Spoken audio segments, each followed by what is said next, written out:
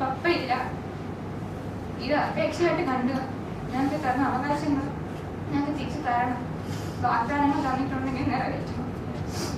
Mary Meera, 19 വയസ്സുണ്ട്. മുതലപ്പൊടിയിൽ കഴിഞ്ഞ വർഷം ജൂലൈ 10 മരണപ്പെട്ടത് എൻ്റെ പപ്പയാണ്. ഞങ്ങൾ 3 പെൺകുട്ടികളാണുള്ളത്. ഞങ്ങളുടെ പപ്പ ജോലിക്ക് പോകുമ്പോൾ ഏകദേശം എൻ്റെ പപ്പ എന്നെപ്പോഴും ഇരിക്കുന്നത്.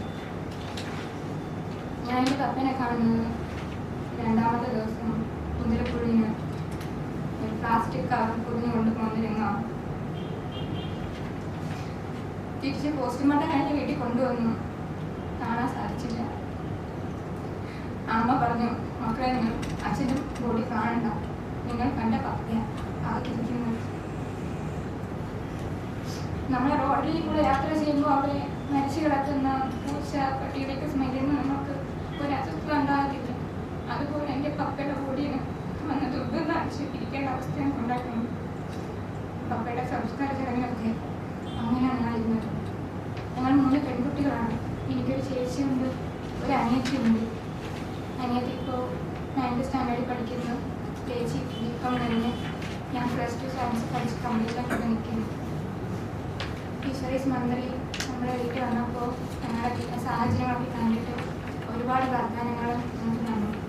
അതിലേറ്റവും പ്രധാനപ്പെട്ടതായി തന്നത് ഞങ്ങളുടെ അമ്മ ഇസ്രായേലിലാണ്, ഇല്ലീഗലായിട്ടാണ് നിൽക്കുന്നത്. അപ്പോൾ അധികം ജോലി കിട്ടാറില്ല. അമ്മ അങ്ങനെ നിൽക്കുന്നവരും അച്ഛൻ കടലിൽ പോകുന്നവരും ഞങ്ങൾ കഴിഞ്ഞ് നിൽക്കുന്നുണ്ട്. പപ്പ മരിച്ചതിന് ശേഷം അമ്മ ഫിസിക്കലിയും മെൻ്റലിയും ഒരുപാട് തളർന്നാണ് നാട്ടിൽ കഴിയുന്നത്. ഇന്ന് വരെ നാട്ടിൽ വന്നിട്ടില്ല. ഞങ്ങൾക്ക് വീടില്ല. ഞങ്ങൾക്ക് സ്ഥലം എടുത്ത് വീട് വെച്ച് തരാമെന്ന് മന്ത്രി പറഞ്ഞിരുന്നു. അതന്വേഷിച്ച് പിന്നാലെ വന്നില്ല. എൻ്റെ ചേച്ചിക്ക് ജോലി കൊടുക്കാമെന്ന് പറഞ്ഞു. അതിൻ്റെ കാര്യം ഒരു തീരുമാനം ഇവരായിട്ടില്ല.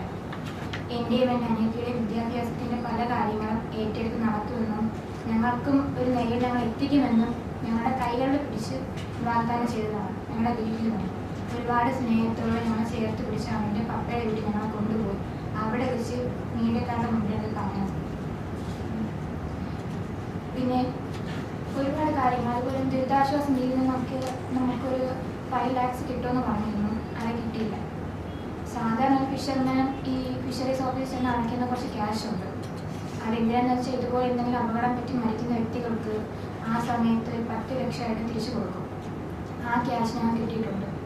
അല്ലാതെ ഈ പറഞ്ഞ വീടോ വിദ്യാഭ്യാസമോ ജോലിയോ ഈ ദുരിതാശ്വാസ നിധിയിലുള്ള പൈസയോ ഒന്നും ഞങ്ങൾക്ക് ഇതുവരെയായിട്ട് തന്നിട്ടില്ല. ഒരുപാട് പേര് ഇതുപോലെ അന്വേഷിക്കും, കിട്ടിയോ ഇത് പറയും. ഞങ്ങൾ ചെന്ന് അന്വേഷിച്ചിട്ടുണ്ട്. ഇന്ന് ശരിയാവും, നാളെ ശരിയാവും പറയാം എന്നല്ലാതെ ഒരിതും എന്തായായിട്ട് അതൊരു തീരുമാനം എടുത്തിട്ടില്ല.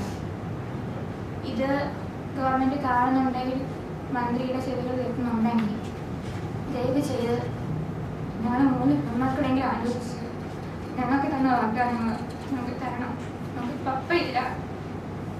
ഇത് അപേക്ഷയായിട്ട് കണ്ട് ഞങ്ങൾക്ക് തന്ന അവകാശങ്ങൾ ഞങ്ങൾക്ക് തിരിച്ചു തരണം.